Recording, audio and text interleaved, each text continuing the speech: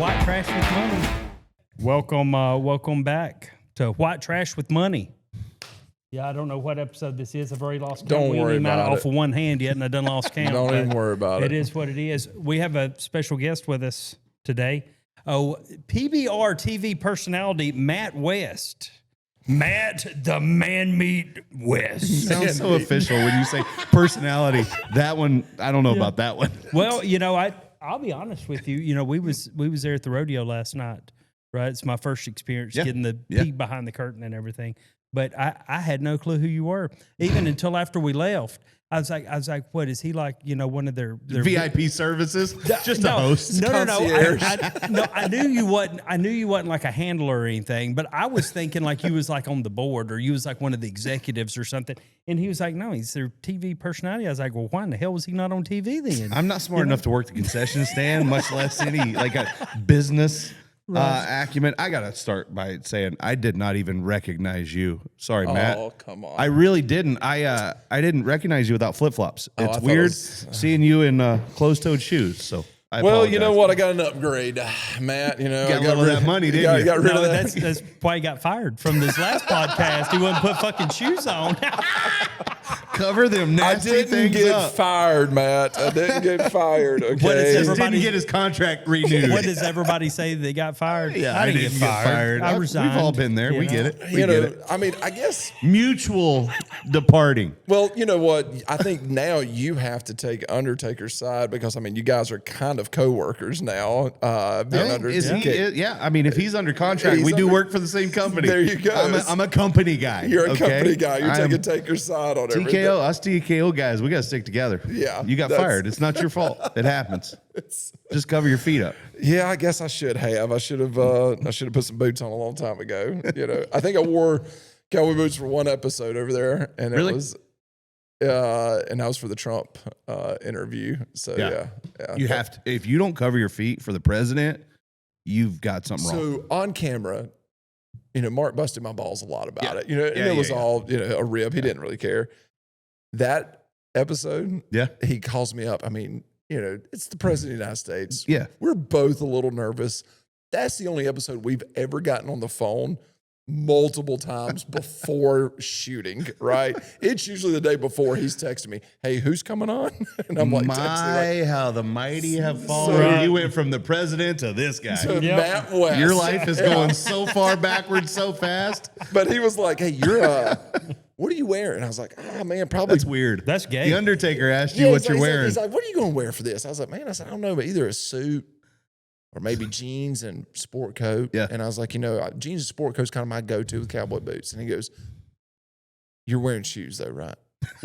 Being dead serious. And I was like, well, you know, I'm on the fence about it. He goes, well, you can get the hell off that fence. He goes, I don't care what you wear, but it ain't going to be flip-flops. I can tell you that. Oh, that's awesome. And I just start dying laughing. I said, man, my mama would kill me if I ended up sitting there with the president of the United States wearing flip-flops. So, but no, we're in cowboy boots, and I upgraded my footwear and downgraded my coworker. So well, ain't that some shit? It happens. Man, you're on the backside of the hill now. We are where we are. You know what I mean?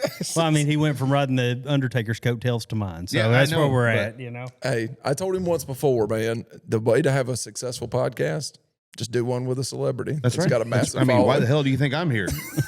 I'm just here for the clout. I don't like either of you guys. I'm just here for the clout. That's it. Matt's trying to pick up some new followers. Hey, we'll sling a few your way, buddy. I didn't even know this guy had social media until 24 hours ago.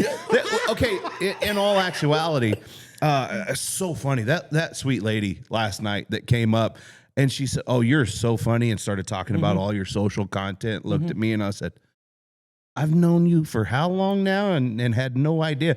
And then she did a deep dive into telling me all about you. Right. And I wanted to say, lady, I was just being a smart ass. But it was too late. She had committed to telling me all about you. Dude, I've got some ride or dies, man. Like, it is wild. That's so cool, though. Yeah. Like, it's been fun. It was fun seeing how many of like our fan base just lost their mind because you were in the building. I mean, I'm sure it's not always the easiest to deal with, but the end of the day, that's pretty damn cool. It is. I enjoy meeting everybody. I really do. And I don't get aggravated about it at all, unless I'm eating. Yeah. You know, if I'm eating, which people still come up, and I get it. If you're in an airport or something, and somebody's fixing to leave, and they want to come over and just, hey, good to meet you, you know, type thing, whatever. But yeah, it's just about everywhere we go now. You know, that's so crazy. Yeah. Do you ever think it'd be like that? No, not at all. I mean, everybody wants it to be like that when they start out, when they start doing videos, but nobody ever actually thinks that it's going to get there. You know, and tonight it's going to be, you'll be with us tonight. It'll be even worse tonight because everybody knows I'm with PBR right now, you know, because of the video. I don't like doing a whole lot of like pre-videos. Like I'm going here, not just for, you know, like a home security type thing. People know when I'm not there, but more of, you know, another side of it's, you know, getting bombarded as soon as you step out of a car, you know, man, that gets overwhelming. And I'm kind of to be honest with you, I'm kind of an introvert, Matt. I get it completely because I grew up super shy, very socially awkward. And now to talk in front of thousands of people in arenas and millions on TV, it's hard for me. But as soon as I set a microphone down or that camera goes off, I'm right back to the shy kid I've always been my whole life. And I kind of unplug. And so like a lot of times we're in crowds, I don't handle it well. I don't either. Because I'm very introverted by nature. And you feel bad after you walk off. I do. I love people. I hate people. Yeah, me too. I know that sounds weird, and I don't truly hate people, but I love people, and I'm very much a people person. But if I have a choice, I'm probably going to go back to my house and hang out with my wife and the dog, and that's it. Like I like very low-key, quiet. Anybody that's in entertainment, sales, anything like that, they understand exactly what you just said. You know what I mean? You got to unplug every once in a while. I love nothing more than doing this. Because what's good about this is we get to do it with our buddies. You know what I mean? That's first of all. Second of all, he thinks we're buddies. Oh, I thought he meant you and me. I thought he meant we get to do it with our buddies, and he gets to tag along. My coattail's not near as long, but I got room for you, buddy. Let's go. Oh, hey, don't you let me latch on. You done stole a hat out of my closet. Let's keep going. I got a bull rider's grip. So I got the hammer's grip. But no. Oh my God! Don't get me started. Yeah. Anyways. Did you say you got a grip on the hammer or the hammer's grip? On the hammer, baby. I got a grip on the hammer. Them pills will do for you. Anyways. But no, it's whenever you're having to put on. Yeah. Whenever it's like people just drive me like airports and everything else. You know what I mean? Yeah. Because you're not working at that point. You're just having to, and it just drives me crazy. Yeah. And I'm not getting asked for pictures. I'm not getting asked for whatever, autographs and everything else, or people coming up to me going, hey, that video you did, man, and want to have a full-blown conversation. You've got to have some real patience because that person that gets to come up to you. They love you. They love you. Well, and there's a connection that they feel. But that also, that might be their only opportunity ever.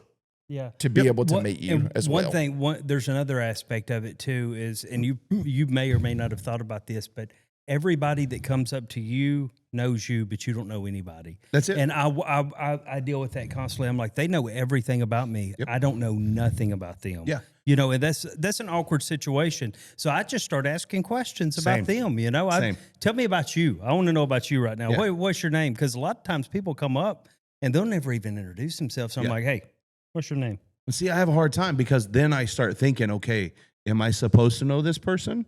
Have I met them before? Oh, my Lord. But I'm a genuinely curious person. And you don't want to make anybody feel insignificant if you are supposed to know them, Yeah, 100%. Yeah. Because at the end of the day, any of those interactions is what gives us the life that we take for granted sometimes. Oh, yeah. Right? None of us would be doing what we're doing on a daily basis without those people. And so I've been late to so much. And I've been yelled at because I'm late for meetings and shows and everything because I will. And then I'll get into a conversation. I go back to when I say I love people, I'm going to sit and talk as long as you want to talk. Like I'm going to bend over backwards because I love those conversations with people. Just yesterday that happened. I was in, fixing to fly out of Fort Walton Beach to come here to Fort Worth. And we're at the airport there in Destin, Fort Walton. We're getting ready to board our aircraft, and I knew that they knew who I was, right? Because you start getting the stares, and they're talking to each other and everything. And she wound up coming over, and she was like, "Hey, are you Justin?" Yes, ma'am. And we got to talking for a second, and she's like, well, how long have you lived here? And I said, I've lived here for about 20 years. Yeah. Right. And then we get on the same airplane. Right. And then as she's bored, she's like, hey, can we get a picture when we get off? And I absolutely, Yeah. it's happened before. So I was sitting in first class, can't hide money, white trash for money, baby. But Subtle brag. yeah. So I was in 19F, by the way, and there's not 19 rows to first class. So just I don't know if anybody's. So what plane are you riding in where there's 19 rows? There's only about 6 seats in the ones that we take. I'm just kidding. I ain't never even seen a private jet in real life. I've only seen it on Instagram. there's only one of us that's probably flew on a private jet. It ain't me. It ain't me. I have. Yeah. I know he has. Yeah, okay. Yeah, yeah. Anyways, back to us. You know who hates flying flying private though? Who? People that's never flown private. Anyways, take your shoes off and shut up. So great. So she goes to, we disembark the aircraft, and I just hang out and wait for them to get off, so they can get the picture. And she wants to have full blown conversation. Well, I'm like, hey, let's go ahead and get the picture, because I'm not in conversation mode. I'm in going to get my damn bag mode. Yeah. And then as I'm getting the bag, I'm thinking they have a connection flight. Nope. We're staying at the same baggage carousel now. So I walked over there, and I got to feeling bad because I was like, I felt like I rushed that and everything. I was like, let's go get a do-over. And I walked over there, and I stood and talked to them for a while. They was from South Africa. Yeah, they was just in Fort Walton. I thought that they were just local to Fort Walton. Yeah. And I would have never known this had I not went back and said, hey, listen, they're from South Africa. Now, I've got a huge following in South Africa. That's one of my highest, Really? Yeah, huge following in South Africa. And we all got to talk, and great couple, great family, and everything. And I was glad I went back over there after that, because you miss some of that, when you get in the hurry. Yeah, let's hurry up and get the picture. Isn't it cool how sometimes God gives us a do-over, whether we know it or not? Mm-hmm. And it's like, hey, I'm going to go ahead and just let this marinate for a minute. Mm-hmm. I'm going to let you figure it out. Right. What's the right thing to do? Mm-hmm. But I'm also going to give you that reward at the end of it. I mean, it is. There's big lessons in life that we get from that, but those small interactions teach us just as much. That's cool. Super absolutely. Cool. We met somebody from the UK last night. Yeah, randomly. Because she was screaming her head off at you. Bro. Yeah. And she had no idea who he was. Yeah. She thought you were a bull rider. Yeah. You know who she did know? I look like a damn bull rider? Jack Daniels. Very well. She knew him very well. Very and Coors Light. She was heavy in both of those last night. Yeah. She was, and we asked her, like, so what are you doing here? She goes, I'm here for the rodeo, and then we're heading to Albuquerque for the Luke Combs concert. And I'm like, you're going to, when is it? Tomorrow, which is today. I was like, quick little day trip from the UK to Fort Worth, catch a bull riding, and then straight to Albuquerque for a Luke Combs concert. You know what? She would have lost her mind had I heard that, because then I would have messed with her. I'd be like, yeah, well, my my first cousin, he's the Luke Combs guitarist. Really? Dustin Unley. Yeah. So one of his guitar players is from my little town. Like, we graduated the same high school. Really? Yeah. My little high school is a building made in the middle of a cow pasture in between 3 little towns in Oklahoma. Mm-hmm. And he graduated from the same high school I did. Yeah. Well, Tyler King. Okay. Yeah. Okay. Yeah. Small world. I've hung out with the bands. I probably know who he is. I'm horrible with names.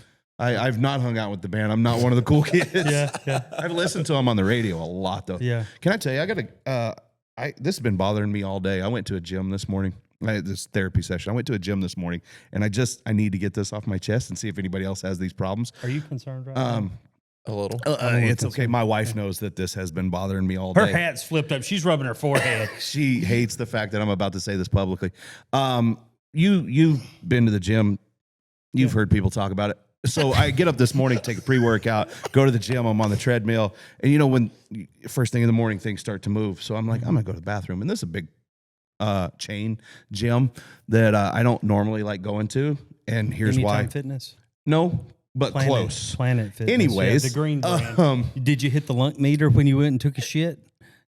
I didn't do that, actually. Was he in there grunting? I wanted to, and it was killing me. We don't judge anybody unless they're grunting, and then they're going to judge the hell out of you. Go to the bathroom, and there's a sign that says, please pardon, there's a female worker in the bathroom, which I thought, maybe I go in there, and is there.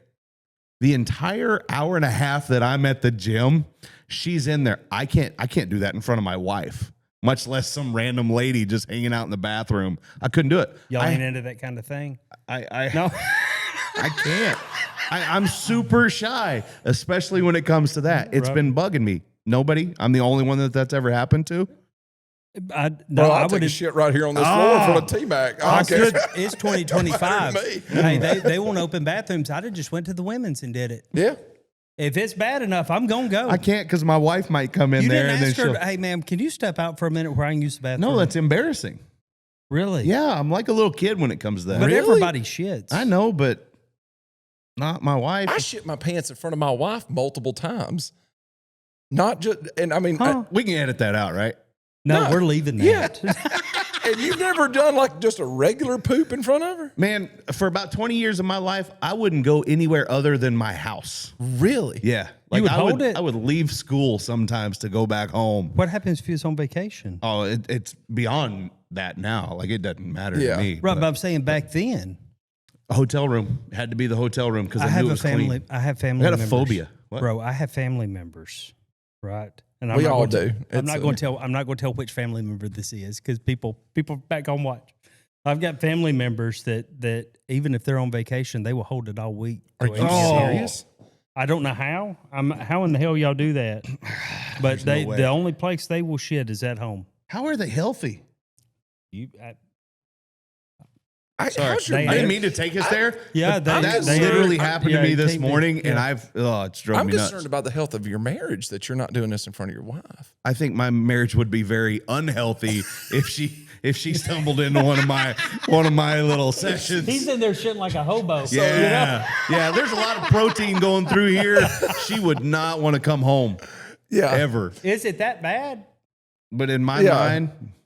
Let's move on. Yeah, it's bad. Oh man, we used to live. I would have asked her to leave. I'm sweating just thinking about it. When we lived in Baltimore, we only had one bathroom. Amy'd be in there showering, and I'd sit here on the toilet. We'd just have I couldn't do that. Oh, I have full blown conversation. She didn't like it, but I didn't care. There's not a lot in life that makes me nervous. Shitting in front of my wife is something that makes me nervous. Have you seen those videos where they would bring the two strangers in and there would be two toilets and they would shit in front of each other? We're not on the same websites. No. His algorithm's a lot different than mine. Different than what I'm seeing. It was a social experiment to see if two strangers could like open up and begin talking easier if they were shitting. It was weird. I'll send you the link later. I'm good. Yeah, I'll take your word for it. It's a weird. It's weird, but it's a cool social experiment. Okay. What's the outcome? I didn't get that far. It only took 3 minutes. That's just pornography. That's what weird stuff. That's what he masturbates to. No, there was this one. It's like porn. I don't know how the ending happened. I don't know if there was actually. I don't know if what kind of pizza was in the box. Never got to the plot set up. I don't know what kind of pizza was in the box. I only saw it in the short form. I've been sober 10 years. I ain't had a drink. Today's the day. Thanks for whatever this is. Today's the day that. I only seen the short form of it. I never went and watched the full long form videos. But you were done already. Yeah. They would always show like the most awkward part of it, like the entering and then them sitting down. But there was one dude that was just like, I only shit naked. I have to take all my clothes off. I love it. And she was like, okay. I don't know why I'm even thinking about this. I really don't. So when you're at the house, you don't poop naked? We got two bathrooms. But hold on. I got a his and hers. Do you poop naked when you're at the house? Depends. I mean, you wear those too? Sometimes. Apparently, he needs to. From the sounds of this story. When's the last time you shit your pants? Oh man, it's been a solid 20 years ago. Really? I do it at least once a year. Really? Just to make sure you still can, or what? Matt, I've got some bad stories, bro. I'm noticing. I shit my pants while I was making the bed one time. Is this what this podcast is, huh? No, but this is actually the second episode where we've talked about this because one question that I asked Old McFadden, I said, hey, have you ever had diarrhea when you rode and shit your pants? Yeah. I don't know why the question came to me, but that's where it went. Yeah. But this is, Yeah. He's very open. I went to a UFC fight one time, and it was a women's fight, and I watched a girl choke the other girl until she shit herself in the cage. That's hot. They had to stop. They had to stop the entire fight. That's my algorithm right there. I'm not even, look it up. Go back and look it up. I think it was like 2015, maybe. Brent, tell me who this was. Felice Herring is the girl that won the fight. I know that. She's the girl that was on top that had her in a rear naked choke. I don't remember the girl's name that lost. But I'm telling you, rear naked, you know? Look up Felice's fights, and it was in Oklahoma City. I know that for a fact. And she got on top, got her in a choke, and they had to stop and come in and bring a maintenance crew in to clean the canvas of the cage. Good Lord. Oh, my God. Justine Kish. Well, you're famous again. Everybody's going to be looking up this clip. I was cage side for that fight. And I would like to see the analytics on the video that everybody's going to find on the internet of her shitting her it's pants. It's going to skyrocket now. It's fixing to go up. It's just like, back about a year ago, I did a video talking about me reading the Bible, in church. And I said, everybody turned to Ezekiel 23:20, right? And Ezekiel 23:20 is the wildest Bible verse by far. It says, "For she lusted after her lovers, whose genitals were that of donkeys, and whose emissions was that of horses." Right now, I just did the video. Funny, like I've never heard a preacher preach from the word of Ezekiel 23:20. Right, that's a tough message. Yeah, it is. It's a long message. It's a long, hard message. And on the Bible app, that was the number one trending Bible verse for like 3 or 4 weeks. I brought more people to read the Bible than Kenneth Copeland probably that whole year. Think about it. Just doing the Lord's work. Doing the Lord's work. They weren't there for the right reasons, but they were there. They got there. They got there. And you're supposed to bring the sinners, the saints, everybody together, and you did that. I did it, brother. My mom was not happy with that video. My mom's not going to be happy with this video. She said, let's not tell her, okay? Clip that. That is how we lead into this. Clip it. That's social media right there. Short form. My mom was not happy with that. My mom's not going to be happy with this. I promise you. Good stuff. Good stuff. Oh, my goodness. So, I thought you was an executive. Man. You carry yourself very well, I guess. Sometimes. Yeah. Sometimes. Yeah. Not all the time. Not all the time. I feel like I'm a representative of the people that pay me. Mm-hmm. I'm a representative of the people that surround me at home, my family. I don't always come across as the best example, but I'm always a representative of my God. And, so I try to, especially in those situations. Like I love what we do. I have a huge passion for the sport of bull riding. Mm-hmm. Those guys put their life on the line every single day of their life that they go to work. You guys understand this with a military background. It's like tomorrow's never promised. Mm-hmm. I've watched one of my dearest friends die in the arena in front of me. Hardest thing ever.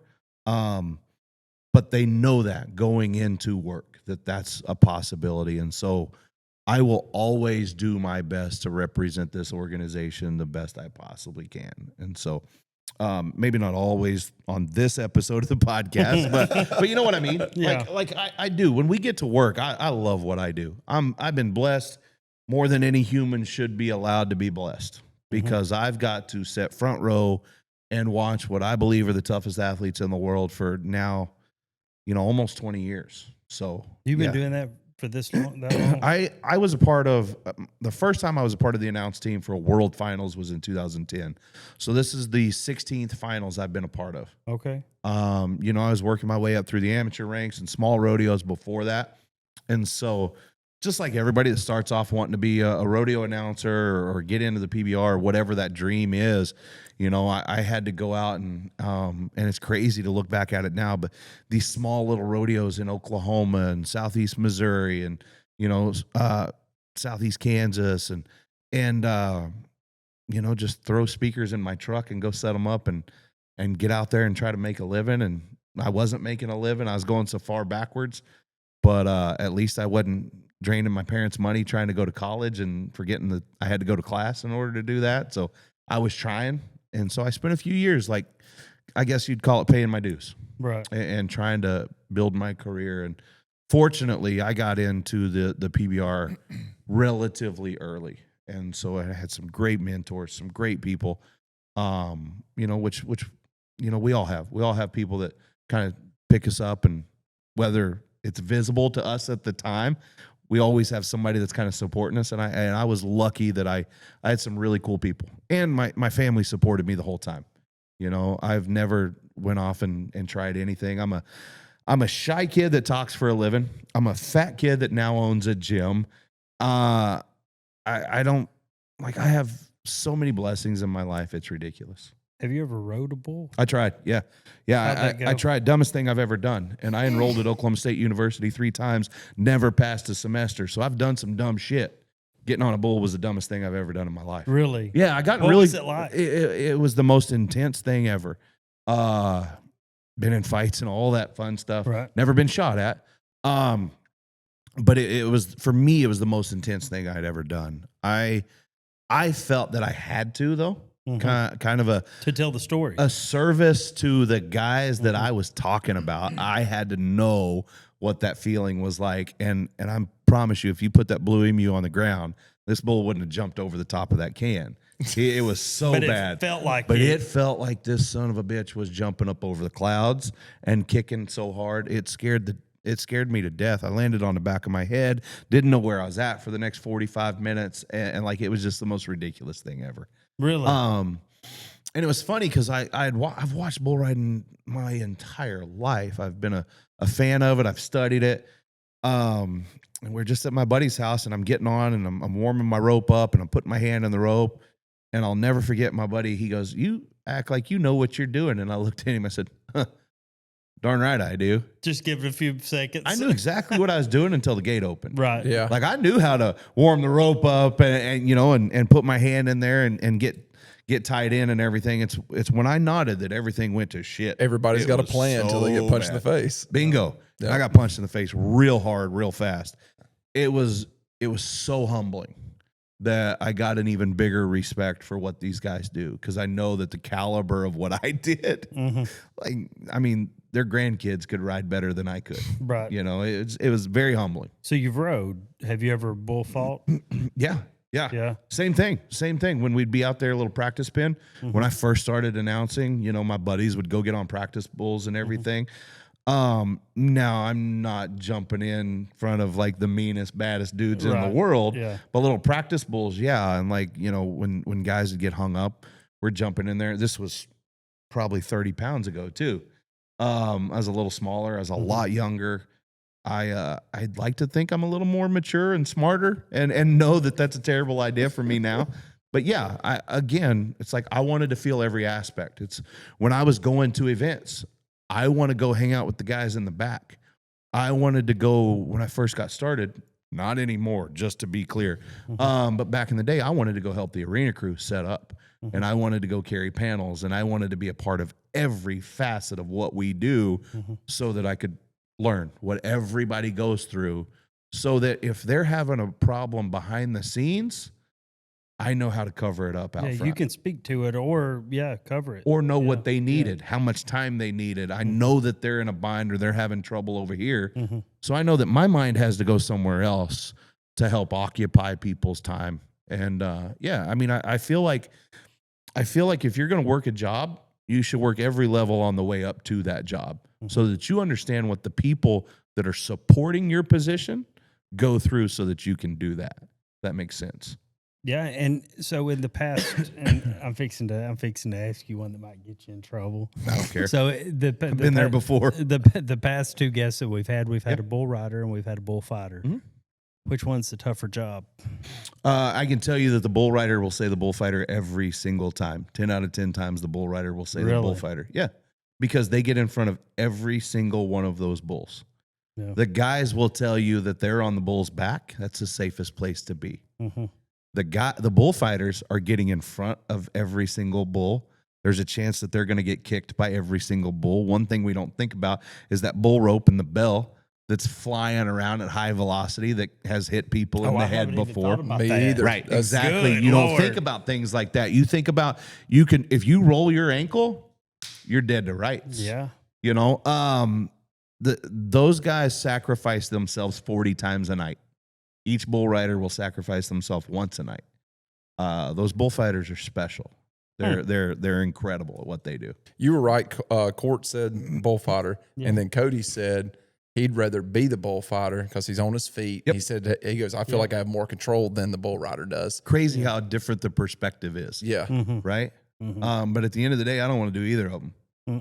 They're not a chance, man. You'd rather just sit up there and run your mouth. I'm good just talking about it. I'm good just talking about it. Yeah. You ever been hit by one of them ropes? No? The name WAYS stands for We Appreciate Your Service and Sacrifice. From day one, our mission has been to support veterans and first responders in any way we can.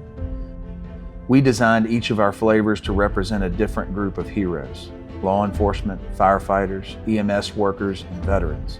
With every can sold, 10% of our profits are donated to organizations that serve these groups, such as Gary Sinise Foundation, Fifth Squad, and several others. Our mission is clear: to fuel those who serve. We want to become the premier transition company for veterans and first responders, offering them not only energy to power through the day, but also the support they need to navigate their life after service. Instead of telling you what our mission is, we spent 2 years showing you, and I look forward to spending another 10 showing you, because our actions speak much louder than any words ever could. I wonder how bad that would hurt. It's got to hurt. Yeah, I mean, it's just they're making those bells out of like a rubber material, but it's still heavy enough that bell's got to drop that bull rope down to the dirt. It'd be like, so is that the purpose of the bell? Yeah. Is to get the rope to come It's drop? basically like a weight to kind of help it fall. There was another thing that we touched on last night that I'm very curious about. I'm curious what you're about to say. We touched on a lot of things last night. Yeah, we did. We had a free NDA. We had a friend NDA last night. A friend DA. A friend DA. No, the red rope. The red rope around the horns. You know, that was one thing that you kind of pointed out, and you're like, I can explain everything and make people understand, especially like the PETA people, right? Yep. But you was like, this red rope, I can't make them understand it. Yeah. And then you never explained it to me. Yeah. So I went the rest of the night, and all day today, I'm like, what in the hell is the red rope for? Yeah, and it kind of varies, you know. A lot of times it's used kind of as a training tool, technique. The guys, if a bull has a tendency to drop his head or to really rear his head or whatever, they'll just kind of try to keep that rope in place. They'll basically loop another one through it just to kind of hold that head steady. So while they're in the chute. So, you know, it keeps everything safe for the bull and the rider. Hey, at the end of the day, you know, I tell this to every group of people that comes in. Like, I love doing tours with fans. So typically, if you buy the VIP experience to a PBR, like, I'm volunteering because I love talking about this sport to people. And I would love to go and tell everybody, look, our number one priority is the fan experience. That's not the case. I can't say that our number one priority is making sure these guys get a lot of money. That's not the case either.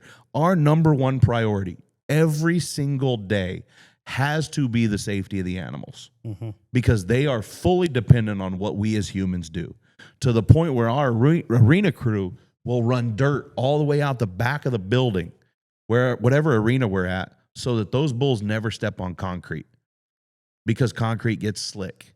And if those hooves were to step on concrete and that's slick, there's a chance that they can get hurt. The only place that they'll run on concrete is Madison Square Garden, and there's grooves in the flooring so that there's a catch. There's traction all the way through. That's the safety precautions that our team will take and go to make sure that these animals are safe, because it's fully dependent on what we do. So yeah, like we're constantly, everything is about the safety of the animal. Yeah. Not to dive too deep into the weeds, but that's something I've never thought about. Look, we don't do anything that we do. The bull riders don't have a job. The bullfighters don't have a job. I don't have a job. The people that work in the office don't have a job without those animal athletes. Well, yeah, and the human athletes can take care of themselves. That's right.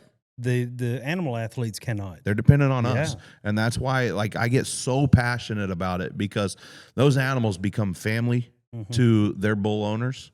You know, you guys met little Odessa. Oh, you know, I love we got, that girl. I was man, talking what about her earlier. we I got love her. 6, 7-year-old kids that are loving and scratching and petting on these bulls like they're a dog, and that becomes their family. I was petting on those Yeah, cows like they were Yeah. dogs. Yeah.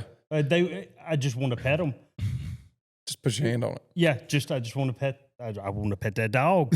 You know, I want They're to pet all the huge. dogs. They're Yeah. huge. They are. But They they're at the end of the day, they're animals. You know, and they're they- just yeah, like us. yeah. They got personalities. Every personality is different, just like humans. You know, some of them are cuddly and want to just love on you and want you to love on them back, and some of them just want to be left the hell alone, like you at an airport, apparently. Yeah. But But I think it's also like hunters and everything else. I mean, hunters love animals more than anybody else. Absolutely. And I would imagine, you know, those ranchers, they love those animals more than anybody else. Those bull riders, those bullfighters, everybody last night. Whenever you would talk to somebody about the sport, they always would refer to the bull as an athlete. yeah, you saw them. You guys saw them up close and personal. Yeah. How can you say they are anything other than an athlete? I mean, it's like the animal form of Brock Lesnar every Yes. single time. Yeah. The muscles, the sheer magnitude of these guys. And then when you watch what they do, the way that they kick, the way they explode, the way that they spin, and everything happens like that so fast. I mean, that's the only way you can describe it is they're athletic. They're athletes. You mentioned a second ago Madison Square Garden. Mm-hmm. You know, as me and you are both big wrestling fans. Yeah. And Justin is too. And, you know, you hear the wrestlers, like Undertaker always say, he goes, man, it's really cool to go play at Jerry's World. Yeah. He goes, but man, There's no place like the Garden. he said, the Garden's the greatest place you'll ever wrestle. And those wrestlers always loved those smaller arenas as well, because they could hear everything. They could hear the pop. They could feel the audience. They could feel the energy in the room. First of all, coolest venue you guys have ever been in. And then second question would be, do you think it's better in like Jerry's World over AT&T, or do you like a small, I mean, Cowtown's cool, but I mean like, or a smaller venue. Do you like the smaller venue or do you like the big stadiums, and which is the coolest venue? I like them all. I do, but that's it. There's no place on the planet like Madison Square Garden. Yeah. There's just not. I mean, you think about it. That is the mecca for sports. That's the mecca for entertainment. Everybody that's anybody has performed there. And I know this sounds cheesy, but when you get close to that building, there's an aura about it. Yeah. When you go in, I can't help but think that, you know what, like that's where Hogan won the title. Like that's where, you know, all these incredible, like the Ali fights, everything has happened. That's there. where my mind always goes. Is Every Ali time. when you talk about the Garden. Yeah. And look, I'm a dumb Okie from outside of a town of 160 people. I shouldn't even see New York City. Mm-hmm. For my voice to be in the place that like all these things happened, I get goosebumps. I get emotional thinking about going to the Garden because it's special. It's iconic. I grew up thinking you needed a passport to go to places like that. I You had know what no I mean? idea Like, it was I didn't even in know. the same country. I still ain't That's been. true. Really? I've never been to the city. God, man, I love. We're I love there New the York first City. weekend in January. Yeah. It's sold out, but I know a guy that can get you in. Yeah.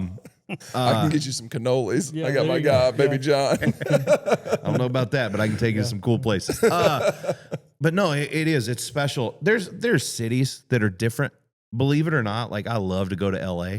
I love to go to Sacramento, which you wouldn't think are big bull riding cities. What's LA like for you guys? I mean, is the crowd like? Once we get inside the building, it's sold out, and those people are rabid. Is it cowboy hats or is it? No, absolutely it's flat not. bill. And that's the great thing about what we do at the PBR is you don't have to be a cowboy. You don't have to be from a Western background. You have to appreciate athleticism. You have to appreciate something pretty extreme, and you have to be willing to let your hair down and be entertained. Because our normal shows are, I always say they're like WWE meets rodeo. Because they are. Because we'll bring in big giant screens. We have huge sound systems that travel with us everywhere we go. And you guys will get a taste of it at AT&T Stadium this weekend. But it's different. Like we have something for everybody. You know, we've got a music guy that will play to you're not going to hear a lot of country music at our shows at all. I know that's what's wild. Yeah. And everybody thinks, oh, well, I'm going, they're going to play a lot of country. No, we want your head doing this. We want your toe doing this. We want you standing up and screaming your head off. Mm-hmm. We want you so engaged in what these guys are doing that at the end of the show, you have to sit back and go, that was fun. Let's do it again. Like the end of a Monday Night Raw, like the end of a Kiss concert. It's like, hey, we want to take you on a ride. We want you to go on this journey with us. We want you to be tired when we're done, but we want you to rest up and do it again with us tomorrow. Right. Yeah. So, like all these cities are crazy. Once we get inside the building, everybody wants to be there. Everybody wants to see it. And so. And it was rocking all the way from the start to the finish. Hell, I didn't even know it ended last night. You're right. And I looked over at Brent and I said, "Is it over?" And he said, "Yeah, I think so. Everybody's leaving." But it was still, the feeling was still there. Yeah. After it was over with. Yeah. It's a really cool. I've got a newfound respect for the sport, the people involved in the sport, the animals. Yeah. And the just everything overall about it is really cool to see it in person. It's kind of like, my first experience with the NHRA, it's same. TV doesn't do it justice. Nope. But if you're standing on that line, Bro. you can feel it. Like my eyes are watering, my nose is running, my heart's just bouncing out of my chest. It kind of scares you the first time. Yeah. The first time it kind of, there's about 3 seconds of, did I just die? Yeah. I don't know if I'm living or not. And then like I'm really good friends with like Steve Torrance and Matt Hagan and these guys that are just, they're super chill. Like they're sitting here talking. And then when it's go time, like they'll put their helmet on and you can just see that switch flip. Mm-hmm. And they know that it's time to, as silly as that sounds, get in the danger zone and get ready to go do what you do. Mm-hmm. And as soon as they're done, they're right back to this. I was in the danger zone last night. Why do I feel like it follows you around? It does. You were standing there. You saw it happen. We was standing over there in the chute. Mm-hmm. It is like kind of like standing on that line like you're talking about when they sling the chute open and it slams, and that bull's just out. It's violence and electric the entire time that bull's going. But, we were in the danger zone. I got doo-doo slung all over me. Yeah. When they opened that chute up, and that was fun. I feel like bull riding is the line of scrimmage in NFL football every. Mm-hmm. You know what I mean? It's just a quick, violent attack. Yes, it is. All of a sudden, it's like that, and there's this impact. But it's violent from a consumer standpoint. And when you talk to these guys, it's like a dance. It was controlled. It's controlled chaos, and these guys will find a center, and it'll slow down for them in their minds. And some guys can't hear anything. Some guys can hear everything. Mm-hmm. There's a couple of bull riders that'll say they can hear every single word I'm saying if I'm announcing to the arena. There's some people that say they can't hear anything. They're just in it. And they just have to dance with that bull. Because at the end of the day, the bull's controlling what's about to happen. Right. You have to counter everything that happens. You have to be reactive. Everything is a reaction, and it's, that reaction time has to be instantaneous. That would be hard for somebody like me because I like to be in control of things. Same. I like to be proactive. Yep. And get ahead of something before it even hits. Yeah. But when you're in that chute, you have no control over what's fixing to happen. You can only react. Yeah. And the ones that I've seen that are the best at it are the ones that, react before it happens, which is wild to me. Yeah. They know exactly what's fixing, what's coming. I'll never understand it. I'll never understand how these guys do what they do. I appreciate it. I'm thankful for it. I'm grateful for it. But we were sitting there last night talking to the number one in the world. Yeah. And he was cool, calm, and collective, man. Yeah. And to your point last night, you said this dude, he's on the line to win, close to $1 million this weekend. And how old is he? 26? Yeah. Yep. And still a kid, and he was just like. Showed you guys the X-ray. A buddy of mine, a Oh, my 19-year-old kid, sends me an X-ray with a broken collarbone. You think, well, his season's done. Nope. He's taking the next 2 days off, and then he's getting on bulls again. Last year, the world champ, he secured that world title 1 week after he got carried out of the arena on a stretcher with a broken back. So he had some broken bones in his back. He comes back to AT&T Stadium and just says, I got to do it. I have to do this. You know what's so different about your sport from any other sport is that, the athletes, they don't care to let you know what their injuries are. They won't because tell you. The bulls don't speak English. It's like, Most of the riders don't either, but right. Yeah. But you know what, though? I think I'm sitting here, when you said that, I'm sitting here thinking to myself, if people knew about this, though, I think if people knew, I think there's so many people across this country that love football. I love football and everything else. And we love that toughness. We love that ruggedness. But for some reason, they're not watching the PBR. They're not watching rodeos as much as they should be, in my opinion, because I look at it and I'm like, man, this guy right here's got a broken back and he's on a bull. A guy like me, I want to watch a guy like that. I was never a NASCAR fan. I never understood NASCAR till I saw it in person. Yes. The second I saw it in person, I went, oh, I get it. I get it now. Yep. When I'm watching the crew work, there's a lot more than to going get in ready. circles. Yep, absolutely. Yeah. I never understood it till I saw it in person. And it makes you a fan, and you can watch it on TV. Bingo. And you're starting to see things. You've got a guy or two that you become friends with, and you're starting to pull for them. And you're, like you said, they go for that tire change or whatever that they pull into the pits. Everything's important. Yep.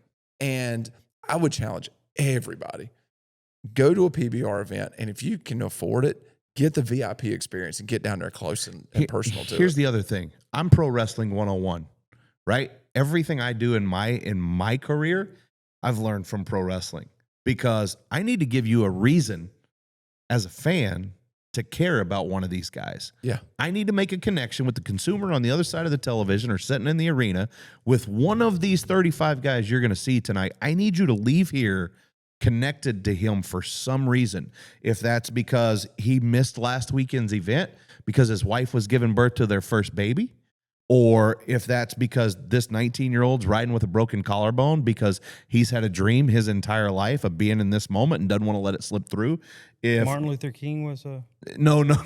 Oh, not that different dream. Different dream. Okay. Or there's a 40-year-old guy that's in the twilight of his career that's, taking care of his body and giving himself the opportunity to physically compete much past the age of everybody else in the locker room. I need to find what story somebody out there will connect to and try to give you a reason to care. Yeah. And again, if you come and you see it in person, then you're sold. If you like UFC, if you like WWE, you guys are owned by TKO now, you're going to love PBR. That's why it's perfect. So many, I have so many friends that are fighters that will come to these events and they're just enamored by what these guys do. Same now, we're getting a lot of guys from WWE that are coming over and they're blown away. They're blown away by what the guys do. And then when you put all the production elements around it, it truly is. It's special. It really is. It's a special sport. I think we do a pretty good job of putting out a pretty entertaining package. And so it's fun to be a part of. It's a great package. That's what she said. It's fun to be a part of. Just little softballs. We're just juggling softballs over here. Them. The rodeo clan's already left. Balls, apparently. Yeah, I mean, I got good hands. I'm very soft. I'm sorry, Mom. My mama don't even have the internet, so she don't even know I'm doing this. Are you living your dream? Is this your childhood dream? One of them. What was your childhood dream? I wanted to be a pro wrestler, or play shortstop for the St. Louis Cardinals. Well, Ozzie I don't Smith think either had that one locked down, bro. Ozzie Smith, the wizard. Ozzie was my hero. Yeah, the wizard. I loved him growing up. I had 3 heroes in my life that were like that. Ozzie was one of them. I was announcing a little bull riding one time at Johnny Morris's place there at Bass Pro, and it was a private party. There was 150 people there. And my buddy told me, hey, I want to introduce you to a guy. And I turned around, Ozzie Smith is standing there. Wow. And all I wanted to do was geek out and talk baseball. Yes. All he wanted to do was geek out and talk bull riding because it was the first time he'd ever seen it. One of the greatest experiences of my life. Yeah. But bull riding let me meet one of my heroes. Yeah. So again, everything I have in life, I gotta give credit to. Who were the other 2? One of them was Hulk Hogan. Mm-hmm. I'm a Hulkamaniac through and through, and that guy has never been anything but amazing to me. That's good. First time I met him, back to what we were talking about top of the show. went out of his way to care about me and start talking. And then a few weeks ago, a buddy of mine picked me up. We went to his house to work out, to Hulk's house to work out. And the 12-year-old kid in me went, what the hell is this life? Right.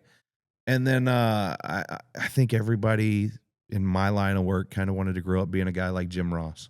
Oh, Jim Ross. Yeah. And JR's become a friend over the years. By God. By God. That right there is like top tier bucket list. Meet Jim. He's amazing. JR, baby. He's amazing. I've used the word slobber knocker in so many bull ritings that nobody will ever know what I'm talking about, but it made me feel good. I would have known. Yeah, those were the guys. And then, there was a Clem McSpadden was a Hall of Fame rodeo announcer. He was an Okie, lived down the road from me.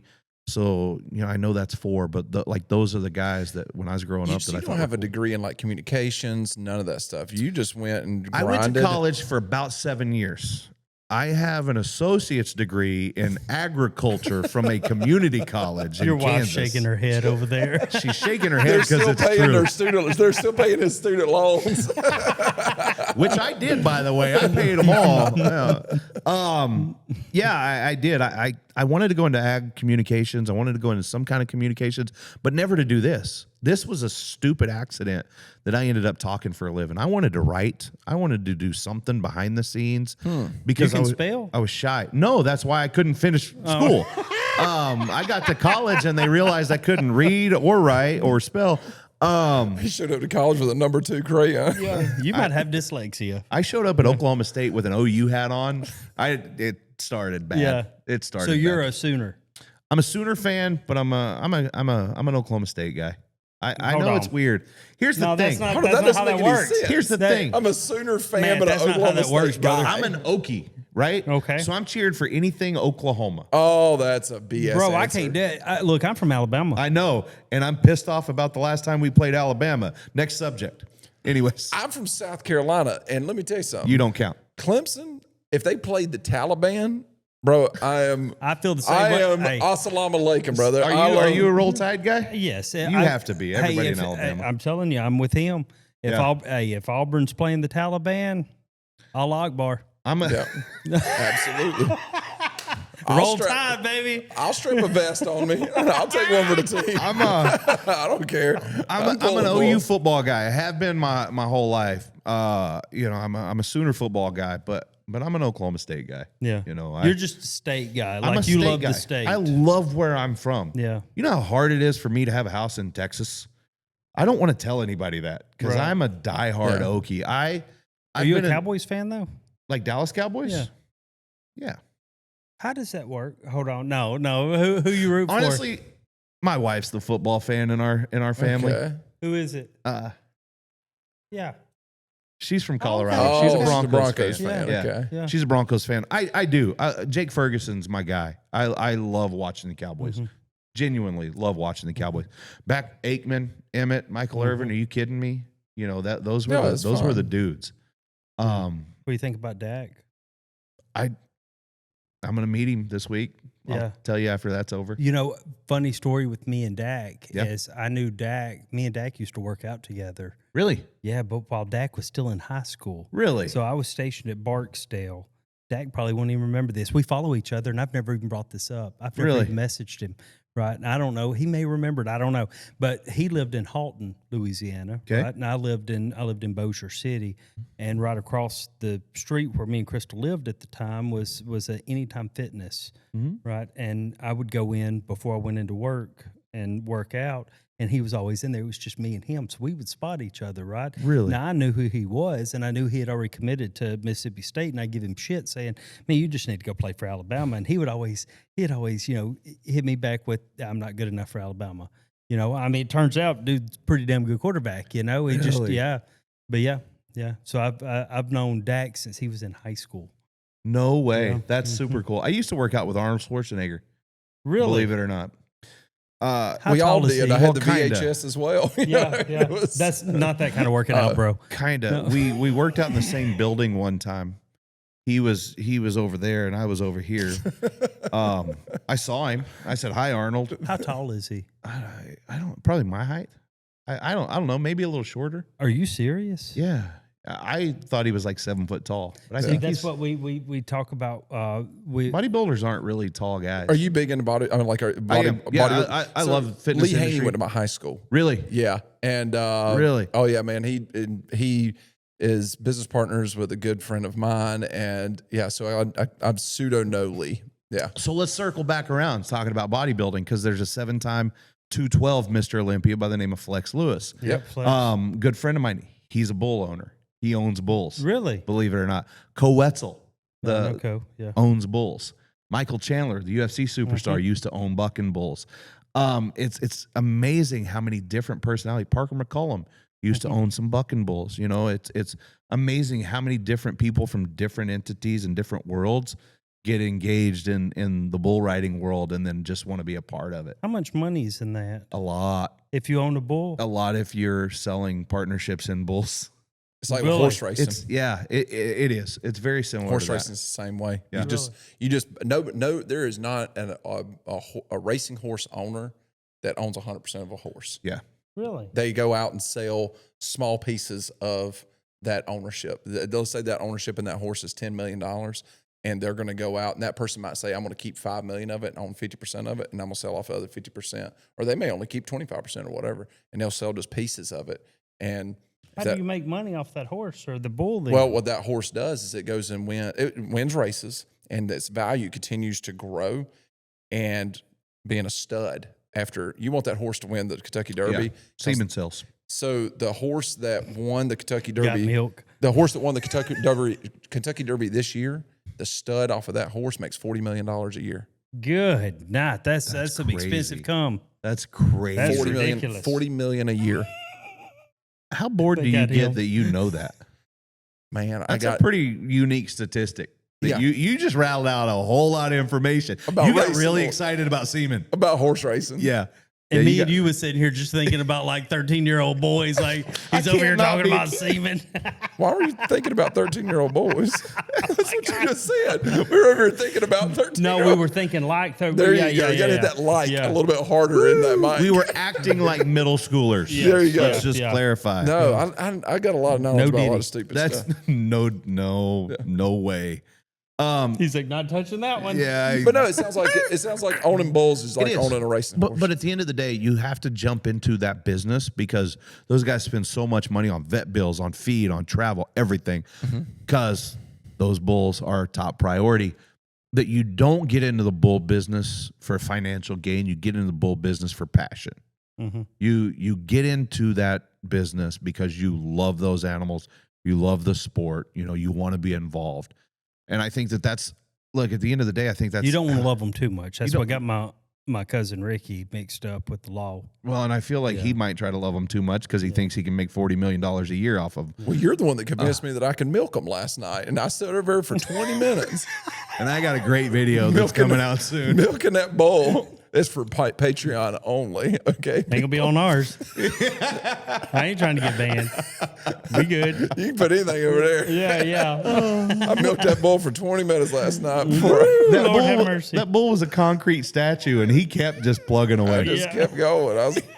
I didn't know any better. But yeah, like back, Got into that red wine last night. I'm uncomfortable. I'm sweating again. But you gotta love what you do, right? You gotta love what you do. That's why I spent 20 minutes with it.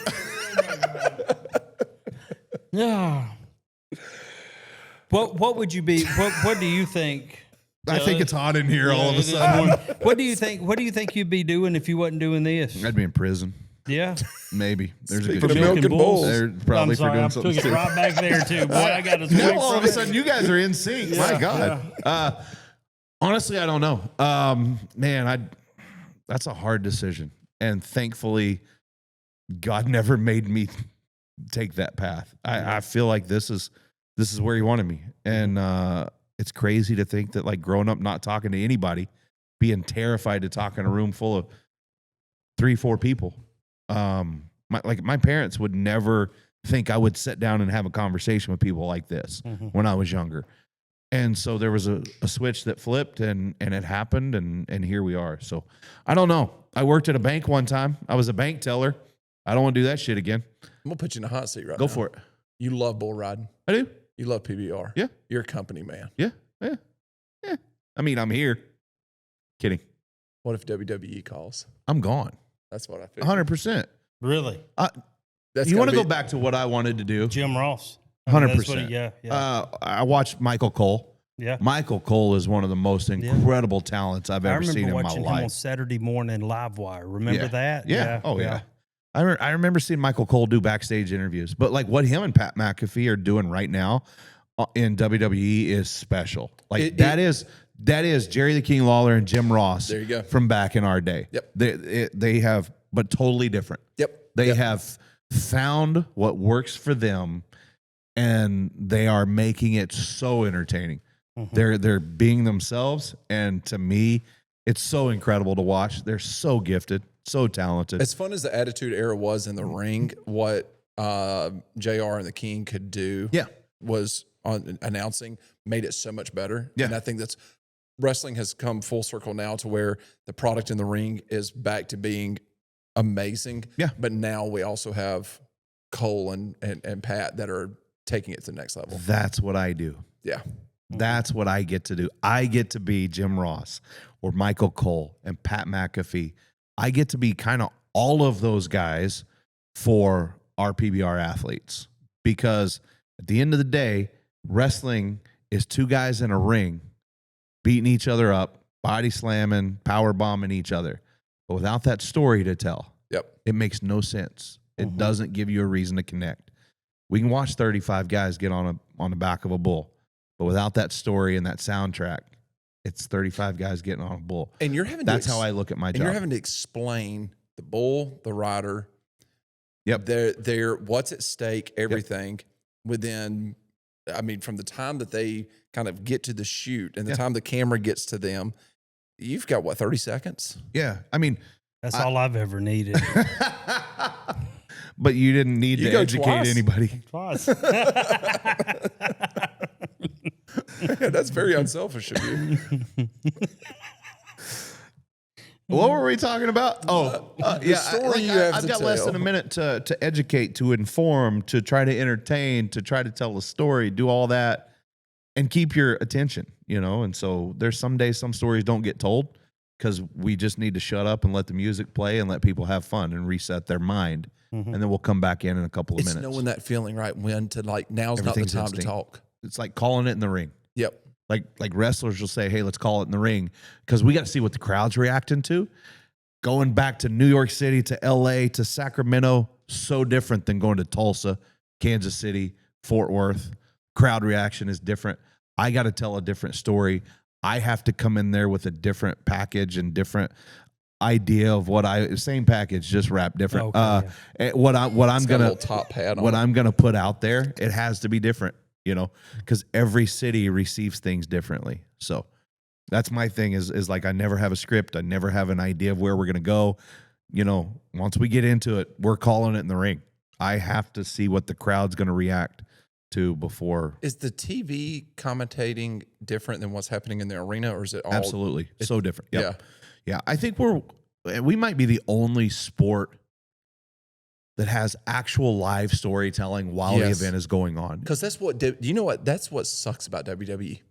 Yeah. I mean, I see what you're saying, but for me, I get consumed in the art of what these guys are doing. And so I'm watching and I'm a wrestling nerd, so I know every single storyline. So I'm living the story in my head at WWE. Same with UFC. I love fights. Have you went to Power Slap yet? No, I want to. You got to go. I want to so bad. I took my 14-year-old a couple months ago. Yeah. We went to Power Slap one night and then went to UFC fight the next night, and Power Slap blows UFC out of the water. Really? In person. Yeah. In person. Dude, there's nothing like it. It's really cool. Yeah. I didn't understand it in the beginning, and now I love it. Awesome. I love it. Yeah. I love it. I think it's like bull riding in baseball. You know what I mean? Like, you're passionate about baseball. I'm passionate about baseball. I can go to baseball and watch it just like UFC. You can go there and two guys for 5 rounds. That technical side of it you can appreciate. Mm-hmm. For a casual fan, they might get a little bored during that time. You know what I mean? Yeah. Whereas power slap and bull riding, And see, like my brain's so full of all this random stuff. Like we were talking earlier before this started. Like I go to the gym and I'll pop on YouTube or I'll get on social or something, and I'm either watching UFC or podcasts or stand-up comedy is one of the greatest art forms in the world. Yeah. Something of that sort all the time. And so like I'm consumed with it. I've not been, but there's no way in hell that I'm not going to a power slap soon because it just looks so You fun. gotta go. Yeah, So it's fun. phenomenal. So good. Phenomenal. Well, Is this where you're kicking me out? Yeah, I I think feel like this- that's the, yeah. we need to get rid of this guy. Yeah, I'm sick man, of him. shoot, this one flew by. It really did. Yeah. I mean, we was all talking, then I looked up and we was 50 minutes in. I was like, good Lord. Really? Yeah.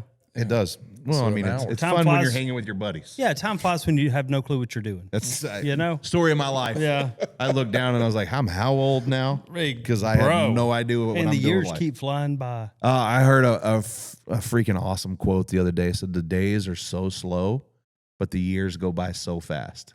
Yeah. And I went, holy crap. That's so true. Yeah. So true. Yeah. Yeah, and when you're working in a job where it's season and you're looking at like weeks where you're planning, okay, next few weeks we got to go here, we got to go there. The season ends on this date. We got to prep for this and all stuff. It just sneaks up on you. Really, to me, for some reason, with what I do with like trade shows and and different conventions and everything else, like my calendar's planned out for that, and it just goes. It makes the year go by so fast. This tour that we're on right now that we're finishing, we went to 32 different cities. I feel like we started a month ago, but 32 weeks we went boom, boom, boom, boom, boom every week to a different city. Does your wife travel with you everywhere? Some like when she can, Yeah. you know, when she can. Is it that she loves to be with you or she don't trust you? I don't know. That's a really good question. That's a really good question. Got an answer? Yeah. Okay. I like it. That's a good answer. She loves to be with me, so she doesn't have to not trust me. There you go. I was around him enough last night. You ain't got to worry. Nobody else wants this. That right there's a friend. She's the only one. That's the friend DA, you know? He's just not believable. Yeah, Look at him. No. He's fine. That fella will lie about any damn thing. I'm telling you. Man, Fun stuff, guys. Thanks for coming on, buddy. And I'd say let's do it again, but after this shit talk, then No, we're we probably gotta not do going to last many more episodes. No, we got it. Yeah, maybe not. I mean, we may get booted off the air. Well, Who also, knows? thank you for hooking us up for this weekend too. Yeah, you made all those anytime. connections Anytime. and stuff, man. I appreciate I that. want everybody to come see it and enjoy it and have a good Yeah. time. I've had a blast, and what we're working behind the scenes on the next time I can't is wait. going to be badass. Like this is going to be we're going to do something else with PBR, and it's going to be a totally different. It's going to be cool. If I'm there's looking forward to it. anybody out there that's rooting against you in life, they're going to love this. yeah. They're going to We be might so die, happy. but it's going to be fun. Yeah, it's What a way it'll be to go. near death experience at least. I'm here for it. Yeah. I'm here for It's it. gonna be close. I'm here to watch. Thank you. Thank you, guys. I appreciate it. Great episode. Thanks to Justin Boots. Yes. Thank y'all for having us here and hosting us because we're homeless right now, but we're working on it. We're just on the road. Hey, I like being on the road. Yeah. Yeah. All But- right. Well, fuck off. Hey, listen. Did you know? That's my line. That we're on YouTube, White Trash with Money podcast. I think you'll love it. And if you don't, then don't go subscribe. But I think you'll like it if you do. Yeah, just go subscribe Or don't. or do. I don't give a shit either way.